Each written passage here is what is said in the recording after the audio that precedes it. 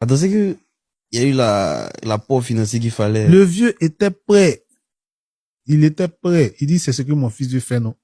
Accompagnons-lui dedans. Ça, c'est un vrai papa, ça. Ouais. Ça, c'est un vrai papa. Big up vieux. Ouais. En tout cas, franchement, je peux pas dire que ma famille m'a pas soutenu. Toute ma famille était dedans, ils m'ont vraiment soutenu, tu vois. Mais, je me suis dit que c'est pas la bonne façon de faire.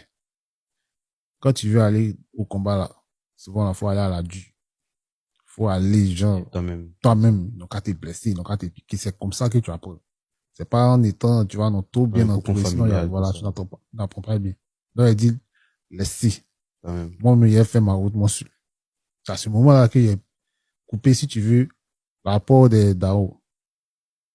Mais du coup, quand Kino vient au studio, c'est déjà là, en ce moment, tu as déjà ton studio. Ouais.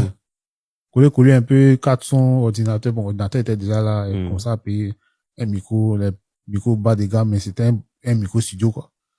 Et puis, il a commencé, il a ouvert le studio comme ça. Quand ils sont venus, il y avait Didi à part, avec Jack Boys. Jack Boys c'était Joshua et puis LG. Toi, tu connais ça? Ah, il y a longtemps que moi écoute musique. Et puis, avec KNB. KNB, c'était Camille et Brice. C'était séparé comme ça. Donc, au départ, ils venaient séparément au studio. Et puis, à un moment, ils se sont rencontrés au studio là-bas. Je crois que c'est Elon et puis Black, c'est les deux qui ont découvert le studio. Et ils ont appelé les autres pour dire que, il y a un studio ici. Donc, tout le monde a commencé à venir de bouche à oreille, tu vois. Je prenais mes 10 000, 15 000 de prises de voix.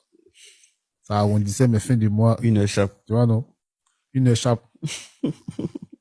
Et puis, un jour, ils sont venus ensemble. Ils disent que finalement, ils ont discuté. Ils vont se mettre ensemble. Donc, KNB, ça va rester. Mais on va changer la signification pour que ce soit Camille et Brice, ça va devenir Kiff No Beat. Ah, d'accord. Donc, ils veulent faire un son qui s'appelle Kiff No Beat.